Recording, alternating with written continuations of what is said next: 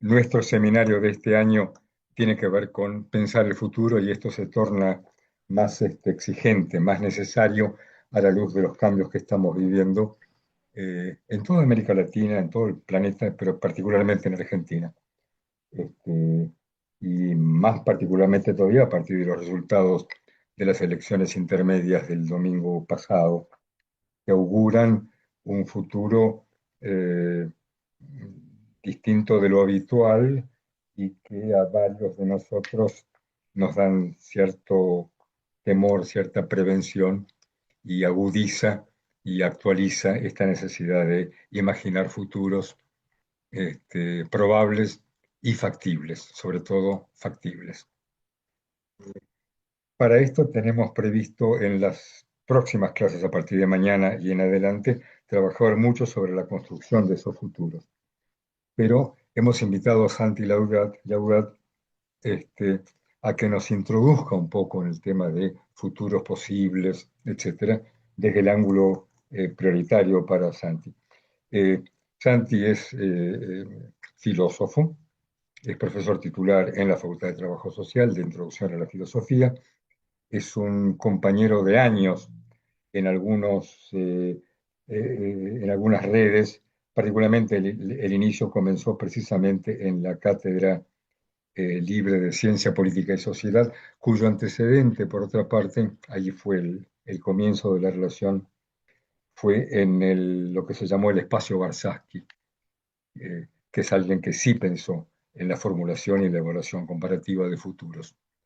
Este, Santi además es un integrante de la Red de Pensamiento Latinoamericano de Ciencia, Tecnología y Sociedad, este, y varias cosas más que no tengo presentes ahora, pero que estamos orgullosos de poder contar, Santi, y muy agradecidos de poder contar con tu mirada que va a ser introductoria a los temas que vamos a ir desarrollando desde mañana y hasta terminar el seminario. Así que si estás disponible, Bueno, ¿me estamos escuchan deseosos bien? de escucharte acerca de imaginar futuros. Bueno, gracias Jorge, gracias Guadalupe, gracias a quienes están presentes. El tema del futuro lo vengo tocando de distintos lugares. Eh, Paso ahora algunas referencias para profundizar, si quieren, en mi mirada al respecto y después voy a hacer una breve exposición. Por un lado, en el podcast, yo ahí les pasé un enlace donde hay acceso al podcast Ideas en Jaque. Ahí tengo un ciclo que fue específicamente planificar el futuro. Esperen que busco el nombre exacto, así se los paso bien. Estoy ahora justo terminando la página web, en breve va a estar todo en una página más ordenado. Espero ya la semana que viene, pero mientras tanto les digo más o menos cómo es el ciclo.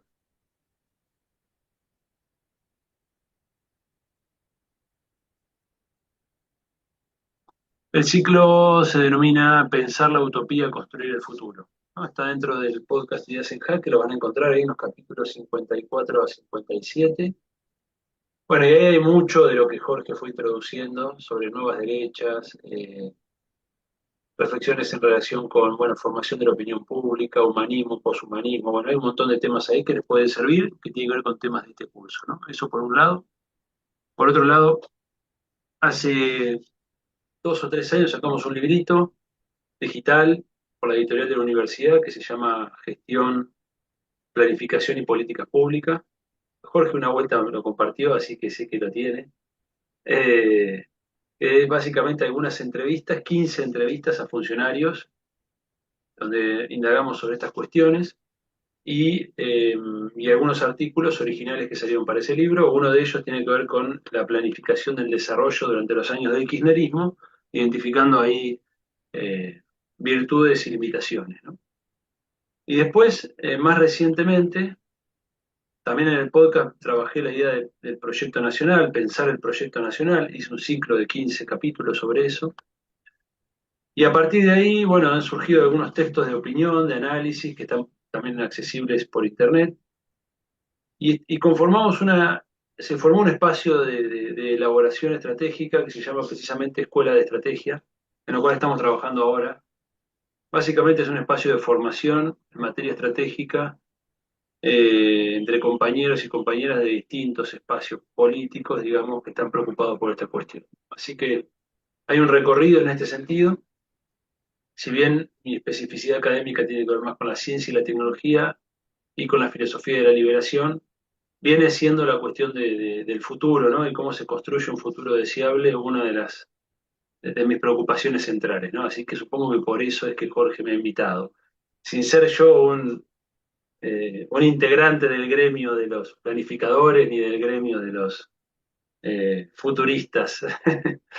Eh, pero me siento cómodo bueno, y siempre aprovecho estas ocasiones donde te invitan a hablar de temas que no son los temas de tu comodidad para pensar la cuestión, ¿no? Y creo que en ese sentido me gusta el desafío de pensar en algo en lo cual no estoy pensando habitualmente.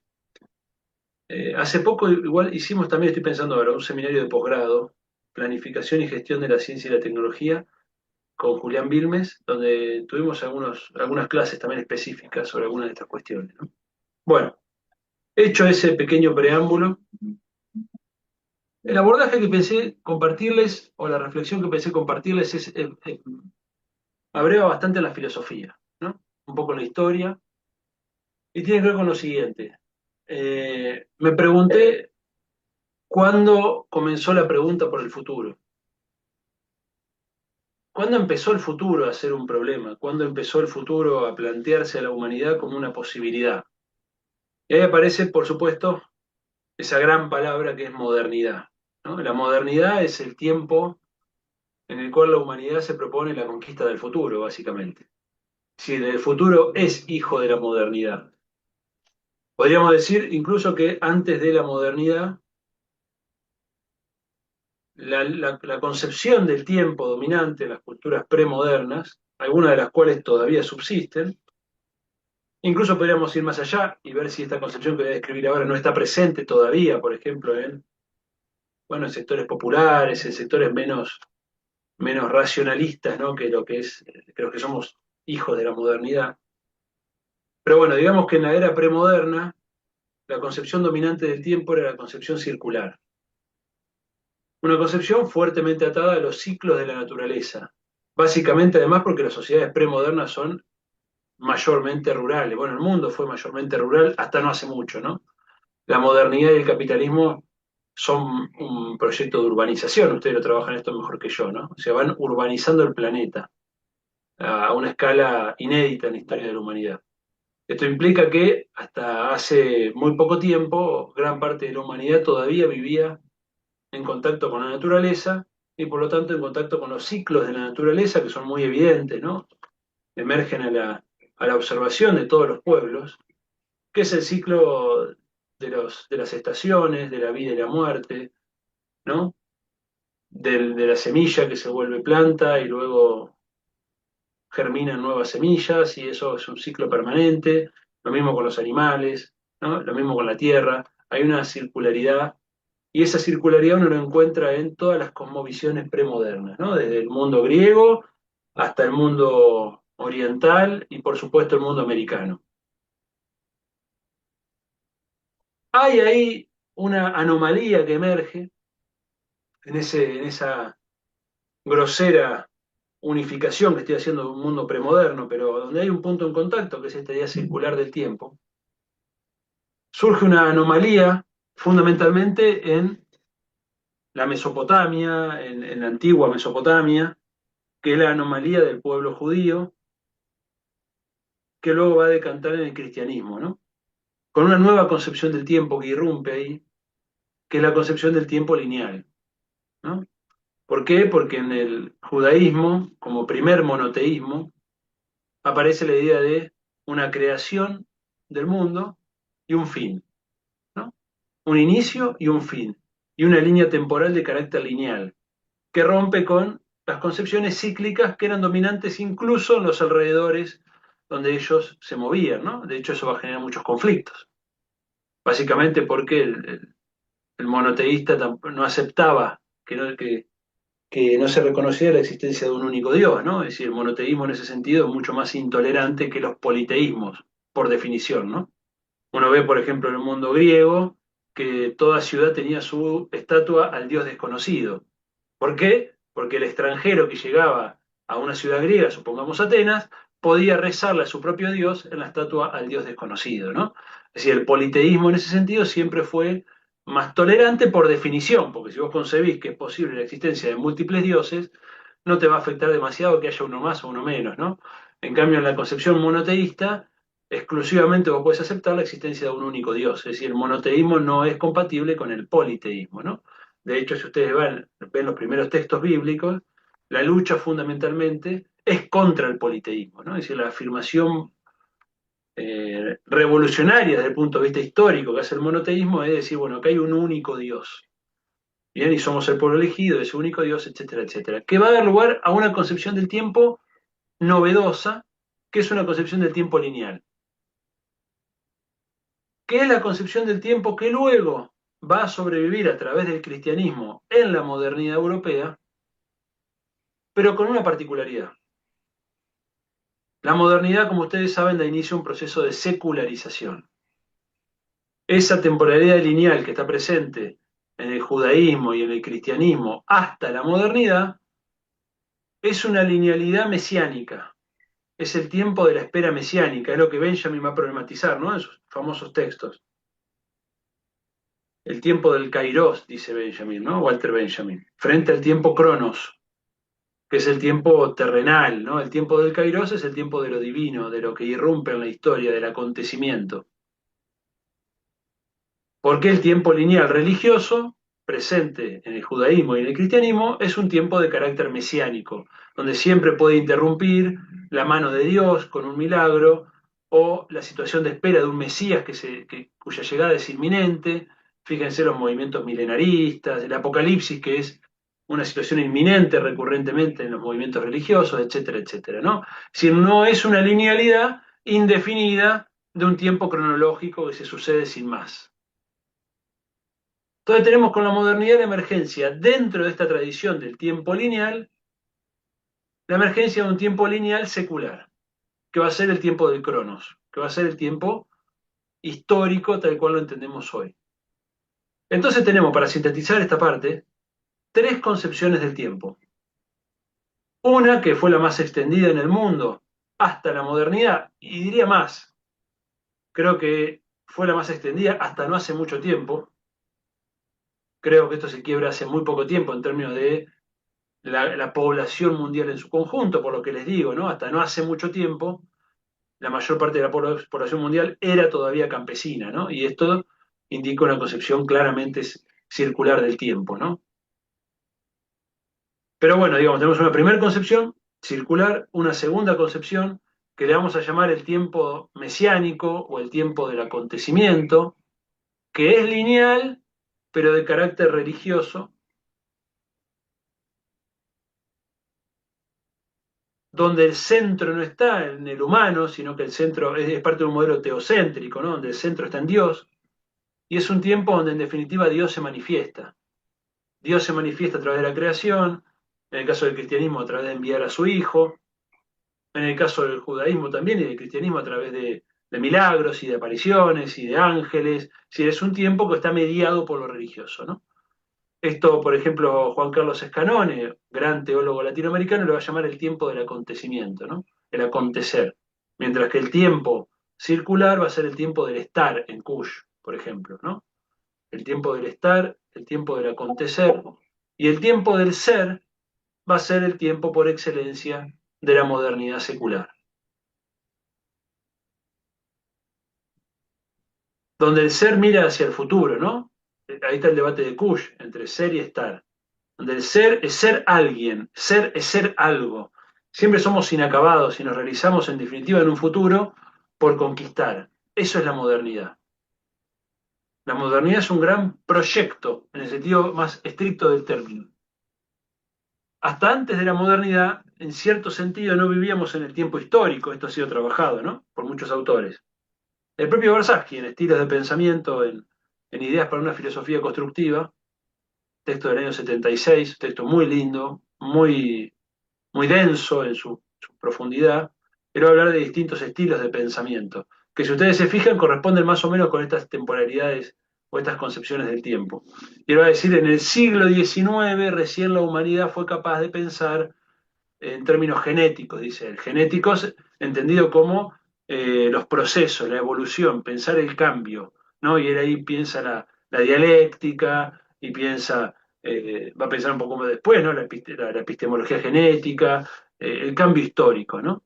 Es decir, la humanidad necesitó de mucho tiempo y de esta particularidad en la cual se desenvuelve la modernidad, que es hija del judeocristianismo, para dar lugar a esta concepción del tiempo histórico que aparece claramente ya en el siglo XIX. En el siglo XIX ya, con la culminación, si ustedes quieren, de la modernidad y con el ingreso al mundo contemporáneo, post-revolución industrial, post-triunfo de las revoluciones burguesas, entramos de lleno en el tiempo histórico. Por eso es el siglo de las filosofías de la historia, ¿no? Como ustedes saben. Tenemos algunos antecedentes en Herder, ¿no? En Jean-Baptiste Vico, y algunos antecedentes, algunos pensadores islámicos que ya pensaron en términos históricos, algunos pensadores del mundo grecolatino, pero recién en el siglo XIX tenemos la irrupción del tiempo en la filosofía y en las ciencias sociales, ¿no? Claramente. Las ciencias sociales nacen de la mano con la comprensión del cambio histórico, ¿no? Son hijas del siglo XIX. Piensen que hasta el siglo XIX, este lo trabaja muy bien un texto de John Dewey, se llama El origen de las ideas. Lo trabaja muy bien, ¿no? John Dewey, que es un autor del pragmatismo norteamericano, filósofo de la educación muy importante. John Dewey dice, hasta el siglo XIX, el eidos es la base de la palabra ideas, pero también es la palabra para forma del griego, ¿no? Para la forma aristotélica, para la especie aristotélica. Y ustedes saben que para Aristóteles las formas eran estáticas, las formas de la naturaleza no estaban en evolución. Entonces, Dewey trabaja esa idea, ¿no? Cómo la forma aristotélica es la especie darwiniana, ¿no? Y esa especie es la idea, o sea, es la introducción del cambio en las ideas. Por eso desde el siglo XIX entramos de lleno en el tiempo histórico y entramos de lleno en el tiempo de la Revolución. Es decir, la Revolución Francesa inaugura el tiempo histórico, inaugura la posibilidad del ser humano de transformar las estructuras sociales mediante su acción consciente y colectiva, ¿no? Por eso es la era de la revolución, como le llama Hobsbawm. Y el siglo XIX es el gran siglo también del optimismo. Es el gran siglo del optimismo, donde el triunfo de la revolución industrial, el triunfo de las revoluciones burguesas, los avances de la ciencia, los avances de la tecnología, van a sedimentar una noción muy fuerte de confianza en ese futuro. Es decir, el futuro se abre hacia la humanidad y ese futuro es luminoso. Y esa confianza es compartida por derecha y por izquierda. Y esto es muy notable, ¿no? Porque en eso el marxismo es un hijo predilecto de su época. Si uno ve la confianza de Marx en el futuro, y es muy clara, ¿no? Y es muy impresionante, porque es hijo de su época. Y cuando se ve la ciencia ficción del siglo XIX, es una ciencia ficción optimista, es una utopía positiva. La humanidad avanza en un camino irrefrenable hacia el progreso de la mano con el avance de la razón, ¿no? Si la confianza es tan fuerte, y voy a enfatizar este aspecto del marxismo, porque como saben ustedes, el marxismo va a ser un factor clave en todo el siglo XX, y esa confianza va a ser fundamental para motorizar las revoluciones del siglo XX. Había una confianza en el avance de la humanidad, había una confianza en que la perfectibilidad humana iba en un camino ascendente. Había un sentido en la historia, y las filosofías de la historia estaban ahí para mostrarnos cuál era ese sentido. Eso es la filosofía de la historia, es encontrar un sentido detrás de los acontecimientos que parecen confusos, caóticos, y ese sentido que encontraba el siglo XIX en la historia es un sentido siempre positivo. La humanidad avanza de la oscuridad hacia las luces, la humanidad avanza desde la violencia hacia la paz, el cosmopolitismo, la humanidad avanza de lo irracional a lo racional. Si había una idea muy fuerte en ese sentido. Y fíjense la utopía de ese siglo, ¿no? Cuando uno ve la literatura, ve un Julio Verne, hay una confianza en los avances de la ciencia y la técnica, ¿no? Eran avances que redundarían en el beneficio de la humanidad. Y como les digo, esto es compartido por derecha y por izquierda. Cuando digo por derecha me refiero lógicamente al pensamiento de la burguesía ya convertida en clase dominante, y por izquierda, lógicamente, al pensamiento marxista, y a medias el anarquismo, ¿no? El anarquismo ya tiene una beta pesimista en el siglo XIX, no así otra beta que es más bien optimista, ¿no? En relación con las posibilidades humanas, del triunfo de la revolución, el triunfo de la razón. Hay, sin embargo, una beta de pesimismo en el siglo XIX que se va a expresar en el romanticismo alemán, ¿no? Cuando uno ve el romanticismo alemán de inicios del siglo XIX, uno ve ahí una reacción conservadora, temerosa del progreso, temerosa de la revolución y que añora el pasado, ¿no? Eso es el romanticismo alemán. De ese romanticismo en filosofía, ¿no? Va a salir un Schopenhauer, que ya es una filosofía abiertamente pesimista, y de Schopenhauer va a salir Nietzsche, que va a ser un autor fuertemente retomado en el siglo XX cuando veamos que todo el planteo del progreso entra en crisis. Digo, para que ustedes vean que, digamos, subterráneamente, en segundo plano, en el siglo XIX, ya emergían algunas voces de alerta en relación con estas banderas que anunciaban el triunfo de la razón y del progreso. También lo podemos ver en el arte, ¿no? Claramente. Desde El sueño de la razón despierta monstruos, ¿no? Una pintura clásica española, hasta las primeras rupturas con el arte naturalista, realista, que había predominado en la modernidad, y el surgimiento de un arte mucho más oscuro, ¿no? Que empieza a dar cuenta de los vericuetos, las complejidades del ser humano, ¿no? Y de la representación de la realidad. Se empieza a romper un poco esta idea un poco ingenua del realismo propio de la modernidad, de que era posible capturar la realidad con la razón. De repente la realidad, en algunas figuras del arte ya del siglo XIX, empieza a aparecer como escurridiza. La realidad se me escapa, ¿no?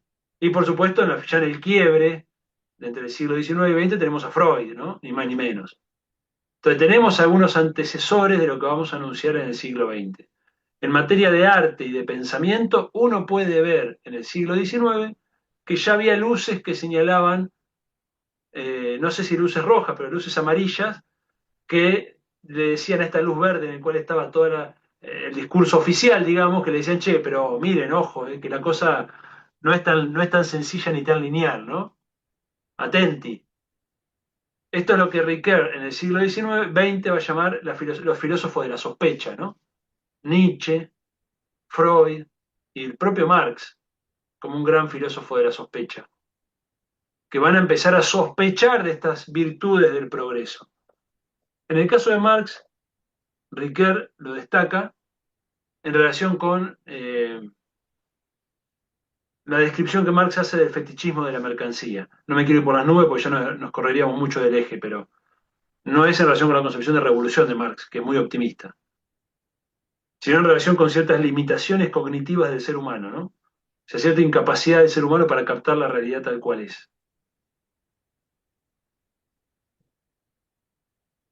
Otro elemento, por supuesto, antes de entrar ya al siglo XX, otro elemento que va a ser muy importante en la ruptura de esa confianza, paradójicamente, va a ser 1905, ¿no? El año milagroso de la física, cuando surge la teoría de la relatividad, surge la mecánica cuántica y van a modificar completamente la imagen newtoniana del universo y van a dar lugar a una concepción relativista donde la posición del observador es muy importante eh, en los fenómenos físicos, ¿no?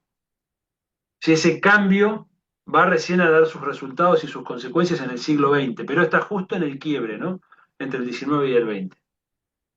Entonces tenemos, para ir sintetizando hasta aquí, tres concepciones del tiempo: la concepción lineal, secularizada, que se vuelve discurso dominante en el siglo XIX, de la mano del progreso, como gran bandera optimista y donde el futuro que se abría era un futuro a todas luces positivo, visto tanto por izquierda como por derecha. En todo caso, por izquierda había que acompañar el parto de ese futuro luminoso a través de una revolución, ¿no? Pero la revolución incluso era inevitable, estaba destinada a triunfar. ¿Qué pasa en el siglo XX con todo esto? Bueno, la primera mitad del siglo XX es el momento de la ruptura de la confianza en sí misma de la modernidad. ¿Por qué? Bueno, en la primera mitad del siglo XX, por empezar, digamos que son los 50 años más sangrientos en la historia de la humanidad. No hay otra etapa en la historia humana que tenga tal volumen de destrucción de vidas como aconteció en esos 50 años. Por supuesto nos referimos a las dos guerras mundiales, vistas no solo como fenómenos occidentales, que es la mirada que suele dominar en nosotros porque estamos atrapados dentro del cono de cristal de Occidente, sino que cuando ustedes miran la historia de la Segunda Guerra Mundial, sobre todo desde Oriente, van a ver una brutalidad mucho mayor incluso que la que sufrió Occidente, ¿no? Piensen que el país que más muertes tuvo fue Rusia, con 16 millones de muertos. No fue ni Francia, ni Alemania, ni Italia, ni Gran Bretaña, ni Estados Unidos, fue Rusia, con 16 millones de muertos. Y el segundo es China. O sea que la Segunda Guerra Mundial es sobre todo una guerra oriental. Es una guerra oriental, de Occidente contra Oriente, porque Japón básicamente responde a un modelo de desarrollo occidental, ¿no? Y es quien masacra la población china. Piensen que solo en Nanking, Japón desolló, o sea, le sacó la piel a 1 millón de japoneses, de chinos, ¿no? O sea, la brutalidad japonesa en China fue una cosa fuera de serie. Y en ese contexto de tremenda violencia, se van a producir una serie de quiebres sobre ese optimismo ilustrado, ¿no? Quiebres que van de la mano con la caída de la referencia de Occidente como parangón y modelo de humanidad y de civilización, y caída que está expresada fundamentalmente en Alemania, ¿no? Alemania era, y es todavía hoy, un paradigma de país desarrollado, de país racional, de país científico, de país potencia, y es ese mismo país que había dado lugar a la ilustración, que había dado lugar a grandes avances científicos. Piensen que toda la ciencia revolucionaria de 1905 es básicamente alemana, es decir, Alemania era una potencia que si hoy nos inspira respeto, imagínense lo que era en la primera mitad del siglo XX. Era la potencia indudablemente que servía de modelo para gran parte de los países del mundo, ¿no? Incluida la Argentina, que miraba hacia Alemania como una posibilidad de modelo, ¿no? De país modelo. Bueno, fue ese país cuna de la ilustración, cuna del pensamiento racional y de la ciencia, fue ese el país el que dio lugar a la barbarie más brutal y genocida que la humanidad había conocido hasta entonces, y creo que hasta ahora. Y no solo eso, sino que Alemania perfeccionó los métodos racionales para la muerte, ¿no?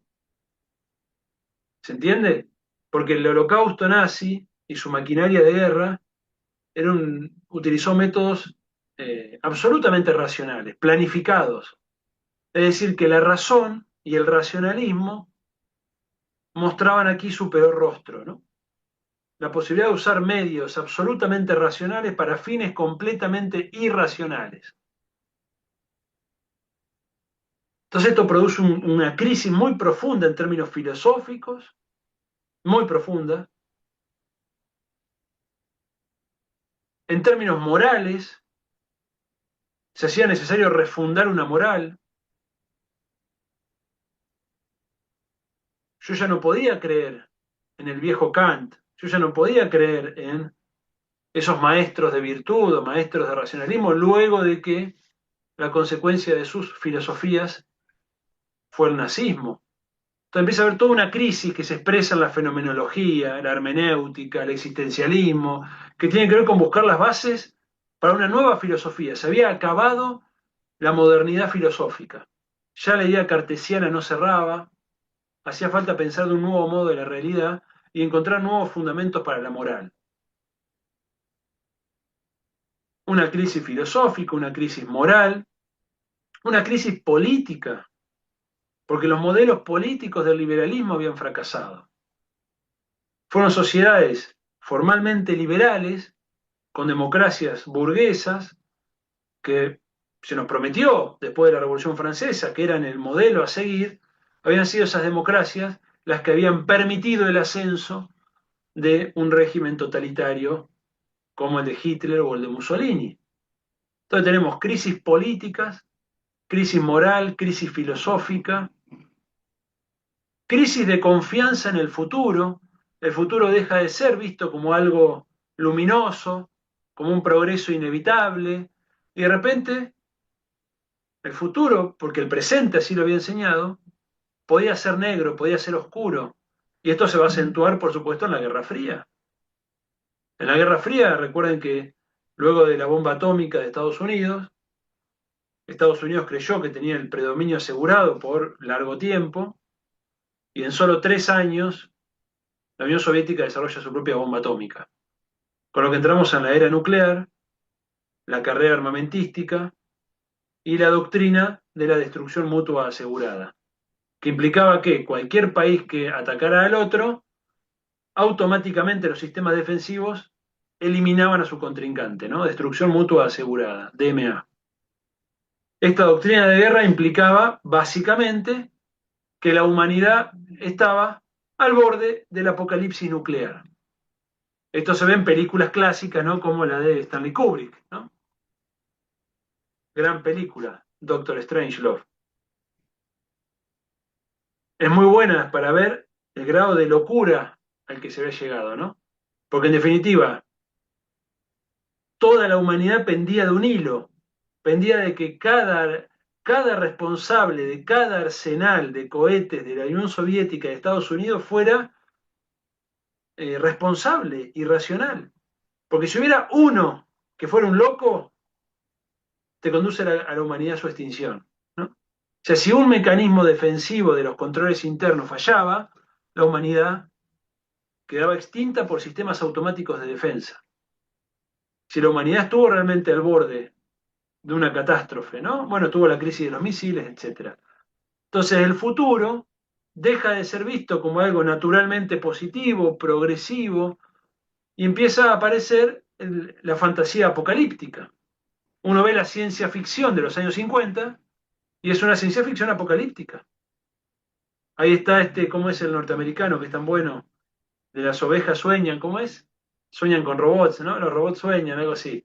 Bueno, que da lugar a toda la ciencia ficción negra de Hollywood, ¿no? Es decir, todo el pensamiento futurista como un futuro negro. Si ustedes contrastan la ciencia ficción del siglo XIX con la del siglo XX, van a encontrar la diferencia en relación con el futuro que la humanidad sueña para sí misma. Va a aparecer Mencionaba lógicamente. recién de Kubrick, la película que mencionaba recién de Kubrick era Doctor Insólito.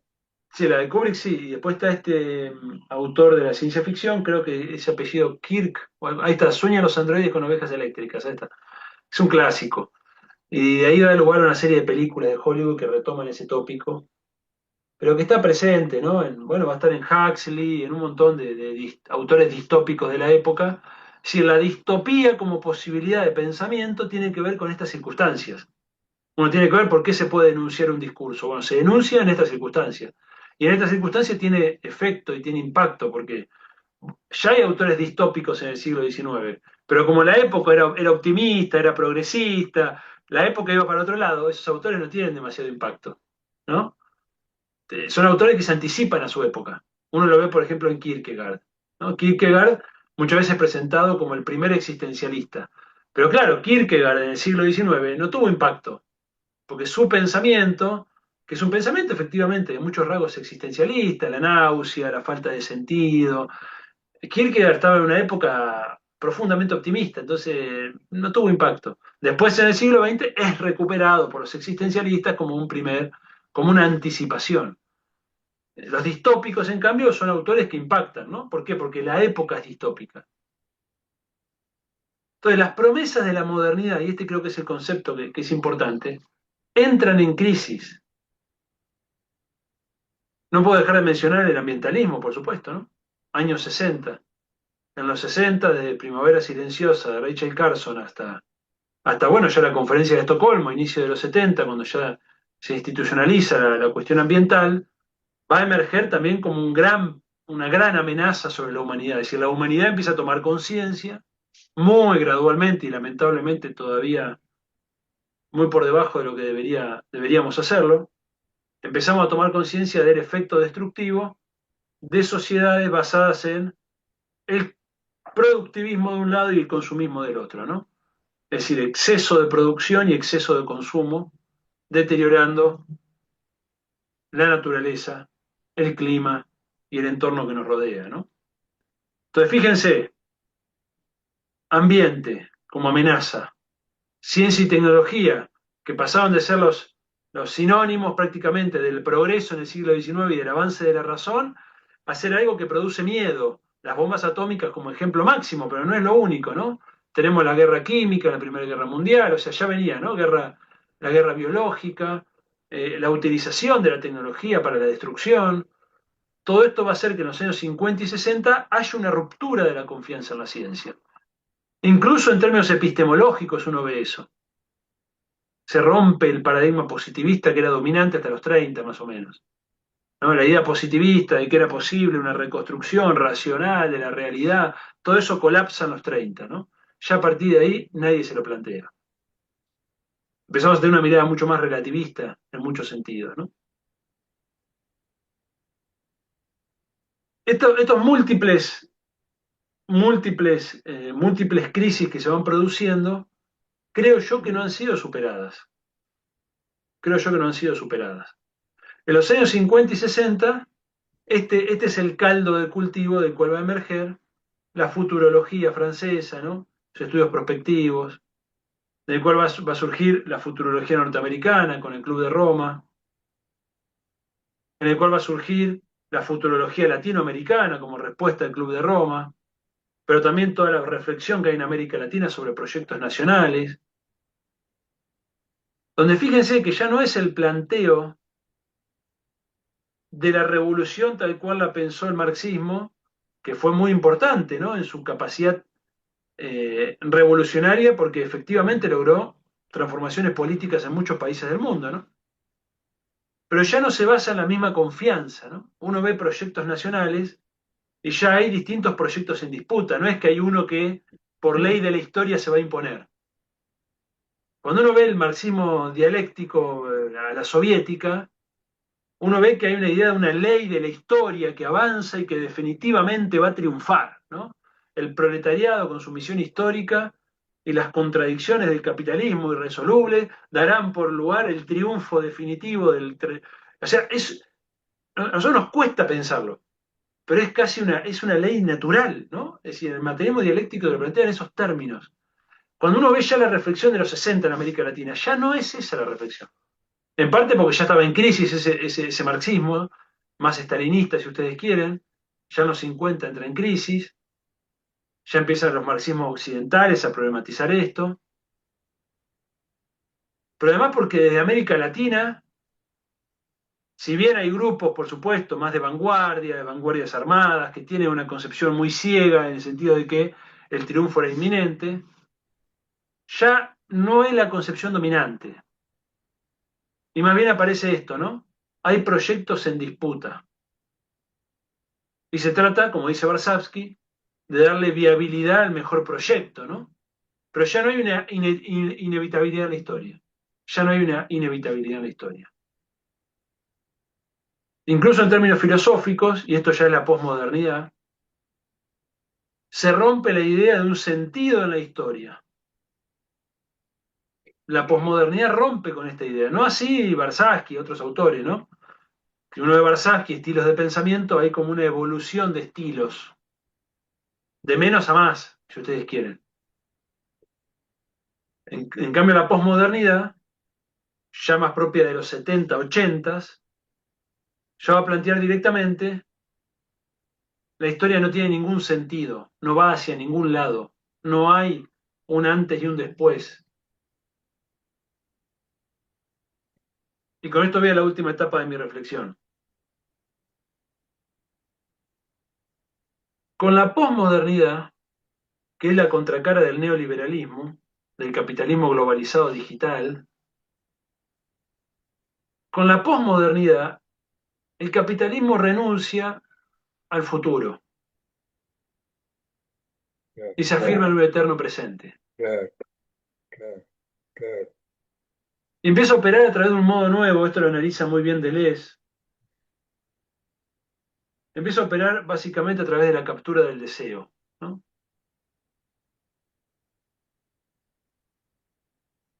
Entonces, el tipo de reacción que existe en el mundo central, porque el posmodernismo emerge del mundo central, no de las periferias. Las periferias estaban pasando sus etapas de liberación nacional, terrorismo de Estado, otro contexto, ¿no?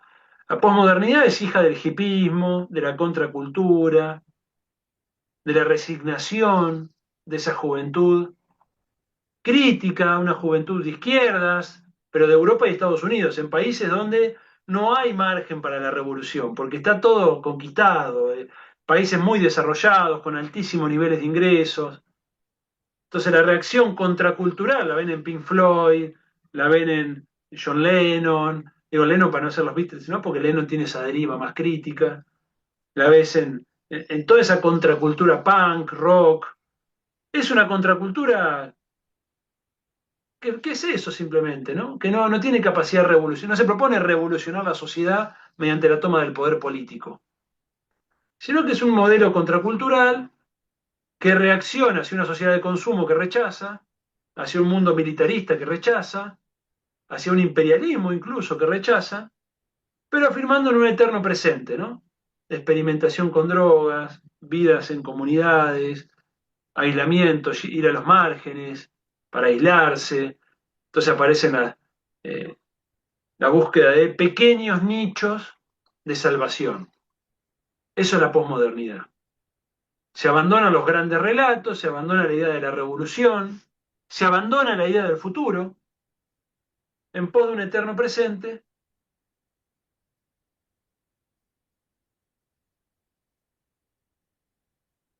Creo yo, y esta es mi crítica, porque ese presente tampoco está tan mal para ellos, ¿no? O sea, lo ridículo de la posmodernidad cuando llega a América Latina o a África, ¿no? Ahí se vuelve absurda. Pero ser posmoderno viviendo en Berlín, bueno, la verdad que no está tan mal. Puede ser perfectamente un posmoderno en Berlín, ¿no? Ahora, ser posmoderno en América Latina es más complicado. El tema es que, en base a esa experiencia de vida, de esta contracultura de los años 60, 70, en los 80, 90 se forma un pensamiento, que es el posmodernismo, que nos va a decir, bueno, este es el fin de la historia, diciendo lo mismo que el neoliberalismo, pero de otro lugar. Rechazan el Estado, rechazan la nación, rechazan la revolución y se afirman en cuestiones identitarias, en cuestiones micro, en cuestiones chiquitas, en la deconstrucción personal, en cuestiones muy pequeñas. Ese fue el devenir, digamos, del pensamiento crítico europeo y estadounidense. ¿Qué pasaba mientras tanto en América Latina? En América Latina, la lucha por la liberación nacional en sus distintos formatos, en el marco de las luchas por la descolonización del tercer mundo en los años 60, 70, dio lugar al pensamiento más rico que ha tenido hasta ahora nuestra región. Si en nuestra época clásica en materia de pensamiento está en los años 60 y 70. De esto no hay dudas, no hay dudas. Cada país tiene sus clásicos, ¿no? Su punto de partida, sus fuentes en las que abrevar. Nuestras fuentes están en los 60 y 70, no como un acto de nostalgia, sino porque fue el momento más avanzado de elaboración intelectual que tuvimos en América Latina. Sin lugar a dudas, pero sin lugar a dudas. Después de los 80 en adelante, tenés algunas pocas personas que sobrevivieron de los 70 y que siguieron produciendo un pensamiento altamente original, como Enrique Dussel, pero que es básicamente, su pensamiento es un pensamiento de los 60-70, ¿bien? Y después no hubo ya más originalidad conceptual en América Latina. Si ustedes se fijan, los 80, 90, 2000, no hay nuevos marcos teóricos. Somos receptores de discusiones europeas y norteamericanas, y aquellos que hacemos crítica a ese modelo, básicamente intentamos traer al presente el pensamiento de los 60 y 70. Pero por supuesto estamos por debajo de aquella época. Estamos por debajo por una cuestión contextual, es decir, el contexto te tira para abajo. Es muy difícil estar a la altura de las discusiones de esos años cuando todo a tu alrededor va para otro lado, ¿no? Cuando las condiciones de posibilidad están tan distantes a eso. Entonces, ¿cómo se reformula el pensamiento en los años 80, 90, 2000? Bueno, se reformula, por un lado, hay un proceso de academización del pensamiento. Hasta los años 70 el pensamiento crítico latinoamericano no era un pensamiento mayormente académico, se ejercía fuera de las academias. No quiere decir que no fueran graduados universitarios, no quiere decir que no fueran docentes en muchos casos de universidades, y las universidades eran ámbitos de discusiones, pero no eran ámbitos que tuvieran, no era un tipo de pensamiento que estuviera encorsetado dentro de congresos académicos o revistas académicas, era un pensamiento que desbordaba completamente, ¿no? Que atravesaba organismos de gobierno, organizaciones políticas, movimientos populares, la iglesia, las universidades, pero como una parte más de todo eso. Si el pensamiento de los años 60 y 70 era un pensamiento mucho más móvil, uno los ve en la CEPAL, y después lo ves en la Facultad de Exactas de la UBA, y después lo ves a Barzazki con Velasco Alvarado en Perú, y después lo ves en Venezuela, y después los ves dando una charla a un movimiento popular, y haciendo formación. O sea, es un pensamiento en movimiento, altamente creativo. De los 80 en adelante el pensamiento se vuelve mucho más académico, mucho más académico. Quedamos presos del academicismo, nos hablamos entre nosotros la mayor parte del tiempo, si adoptamos un modelo fuertemente academicista propio de la ciencia de los países desarrollados, pero acá está el gran tema, ¿no? Nuestros problemas no son los problemas de los países desarrollados. Nuestro problema sigue siendo el problema del subdesarrollo, que es el mismo problema que estaba en los 60 y 70. No ha cambiado en lo esencial, ha cambiado en algunas particularidades, lógicamente, pero el pensamiento, nuestro objetivo principal, nuestra principal preocupación, es la misma preocupación, o debería serlo, que el pensamiento de los 60-70, ¿no? Subdesarrollo, dependencia, liberación, sigue siendo básicamente lo mismo. Ahora, ¿el pensamiento académico tuvo ese eje en estos 30-40 años? No, no. El pensamiento académico, salvo en corrientes más bien secundarias, adoptó agendas de discusión básicamente academicistas, agendas de discusión internacionales, agendas de discusión que no tenían que ver con esa problemática central. Y eso obviamente incapacitó a la academia para pensar el futuro. Porque para el academicismo el futuro no es un problema. El futuro es un problema cuando te lo presentás en términos estratégicos, en términos políticos. El academicista no siente que tenga que construir futuros.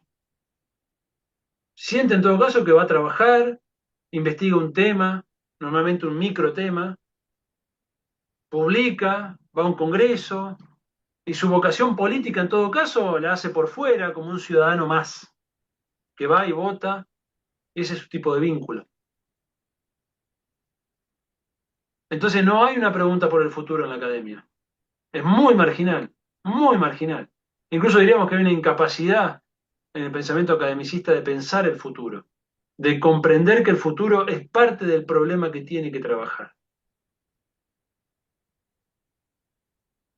Y esto es un problema muy grande, ¿no? Porque si el pensamiento en nuestra sociedad está capturado por la academia, a diferencia del pensamiento de los 60-70, si el pensamiento está capturado por la academia y la academia es incapaz de pensar el futuro, la sociedad se queda sin pensamiento de futuro, que es lo que nos está pasando.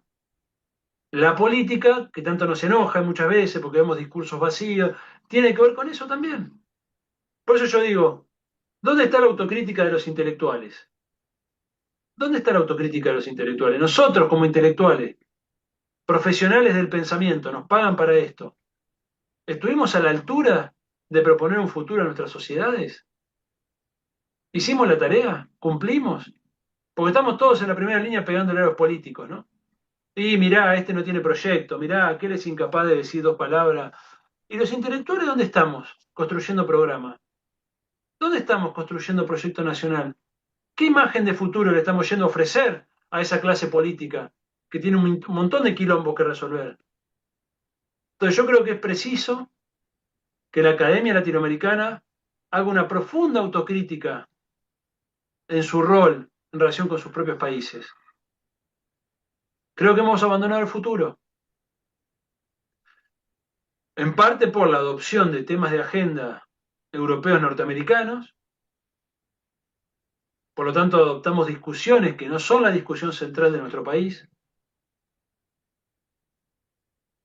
en parte por influencia del posmodernismo y en parte por la academización excesiva en las lógicas de producción y circulación de conocimiento.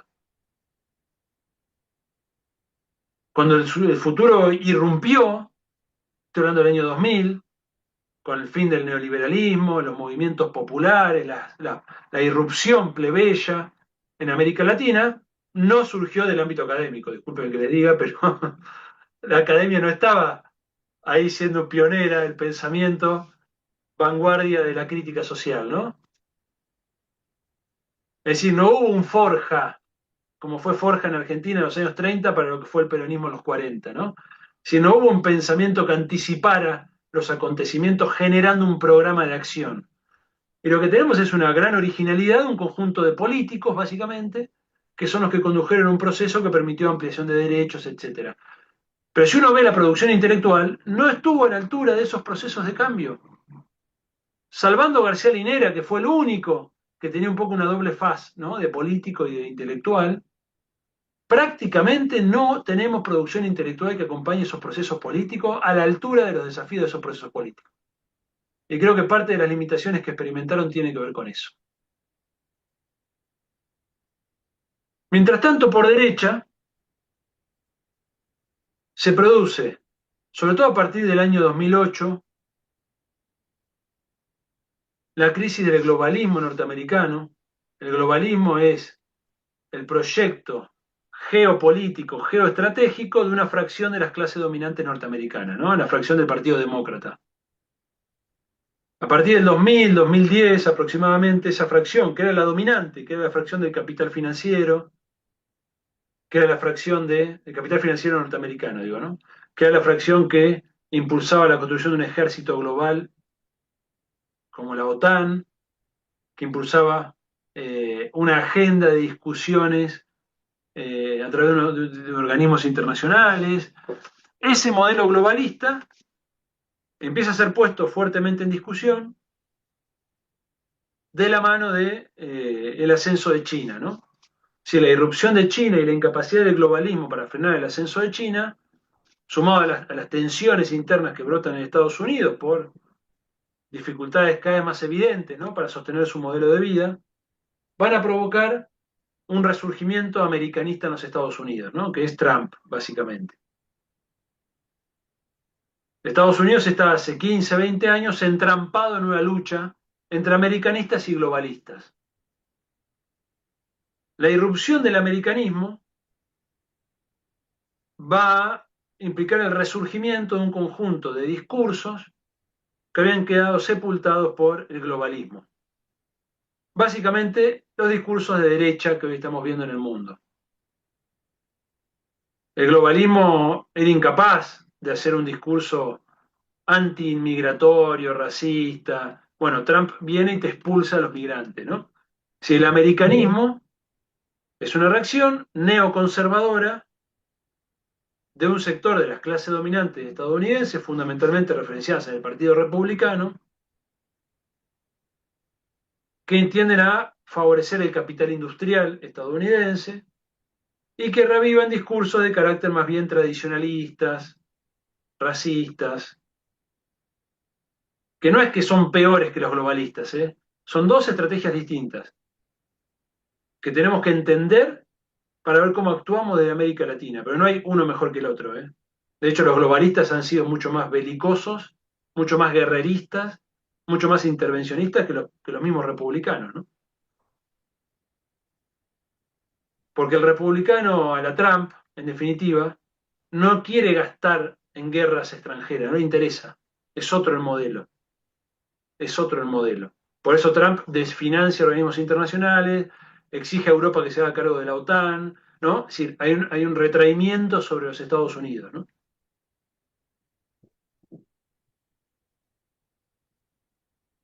Y de la mano con este americanismo,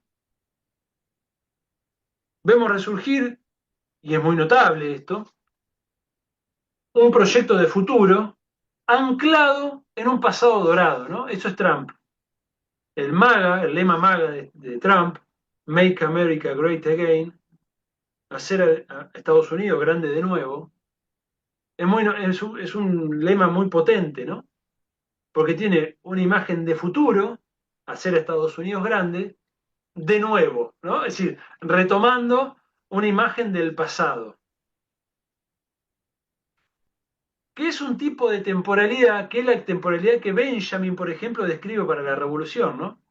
Cuando Benjamin dice se hace la revolución se hace en nombre del pasado, no en nombre del futuro. Y si ustedes se fijan, es cierto, hay algo de los proyectos populares que siempre recalan en el pasado para hablar del futuro. Es decir, hay algo en ese americanismo, en su reacción contra el globalismo, que da lugar a una temporalidad del acontecimiento, ¿no? Una temporalidad mesiánica.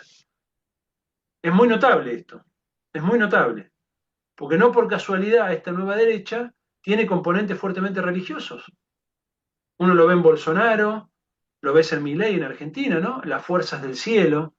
Y fíjense que Milei en Argentina elabora un discurso de futuro planteando ser la Argentina grande que fuimos en 1900, ¿no?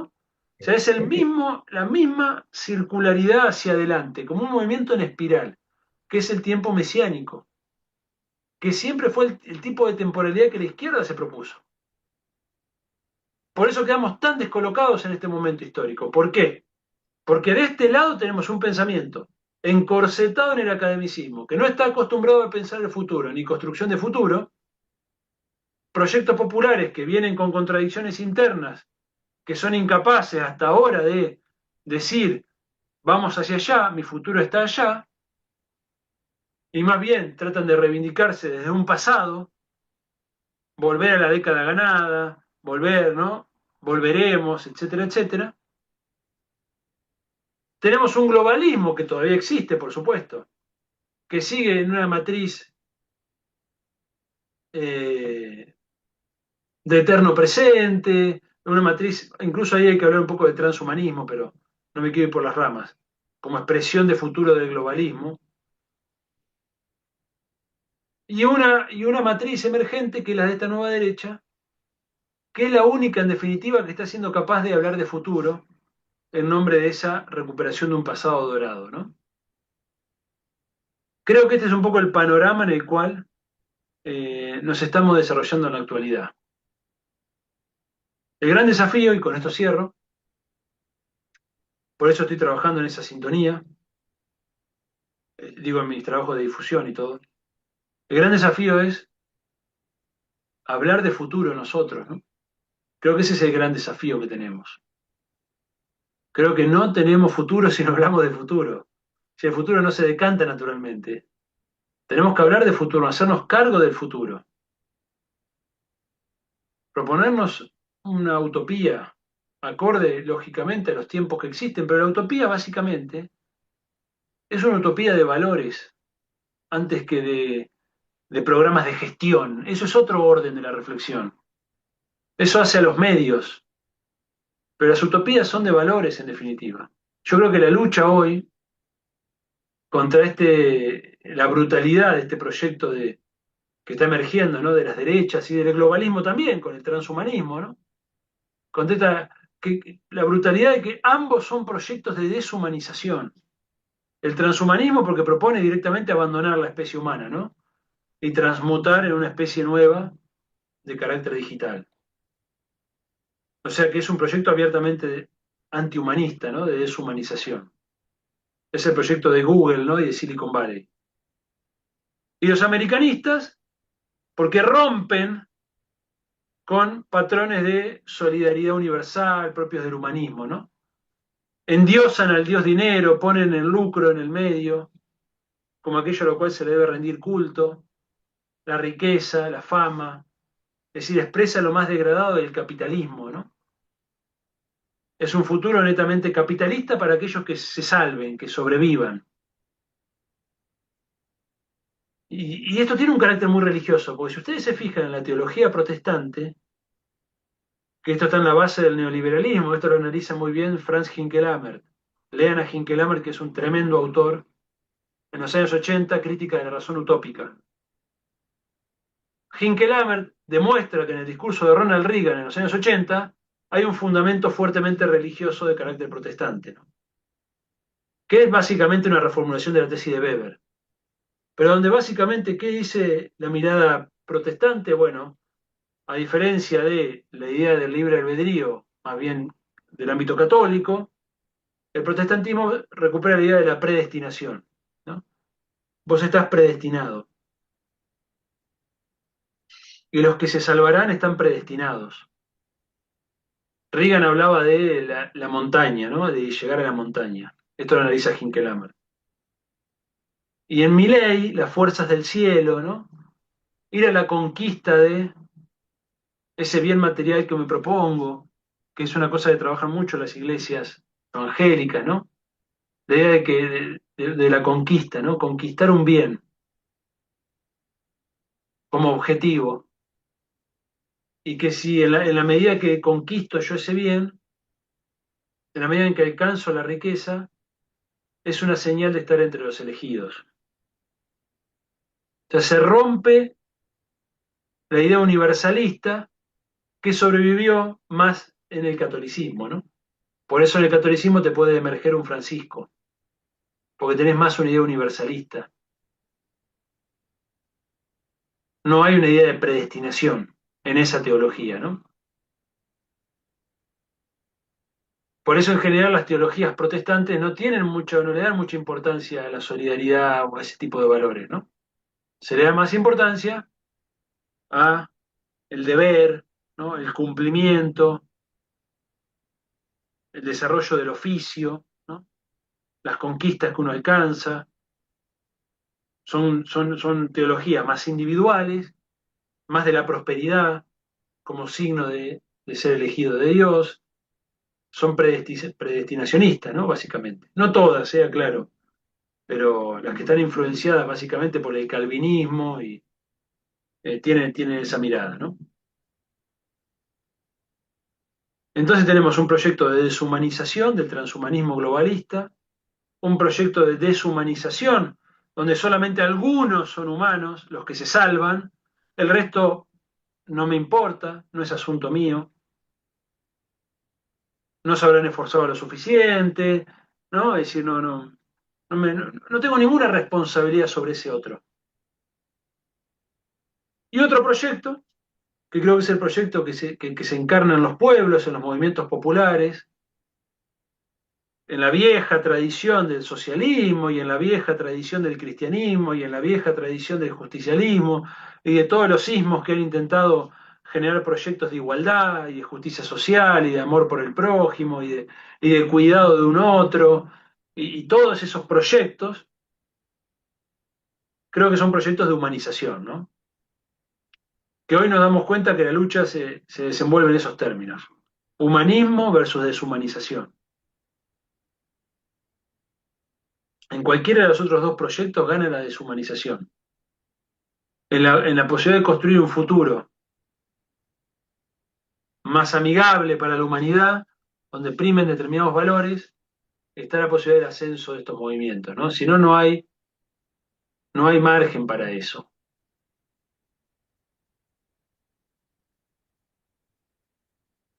Y ya sí, para cerrar, queda la gran incógnita de qué representa China en todo esto, ¿no? Si el proyecto de futuro de China. Y yo acá sinceramente tengo más preguntas que respuestas, porque uno ve los logros de China en materia de desarrollo y es indudable que hay una vocación y una preocupación por incluir. Esto es indudable. Si uno ve el desarrollo chino, básicamente es políticas de Estado detrás de la reducción de la pobreza, políticas de Estado detrás de la concreción de mejoras sociales muy claras. Es decir, uno ve una preocupación social por el otro. Y eso es muchísimo, ¿no? En el mundo en el que estamos. Uno ve eso, uno ve una cohesión nacional, una cohesión social muy importante. Y indudablemente en el ascenso de China como nuevo orden mundial, la famosa multipolaridad, uno ve una mayor posibilidad para el despliegue de proyectos humanistas, ¿no? En el triunfo del globalismo transhumanista o en el triunfo del americanismo hipercapitalista, no hay muchas posibilidades para los proyectos humanistas. Ahora, en el triunfo de la multipolaridad con eje en China, evidentemente se abren distintas posibilidades, hay más margen de maniobra para construir futuros.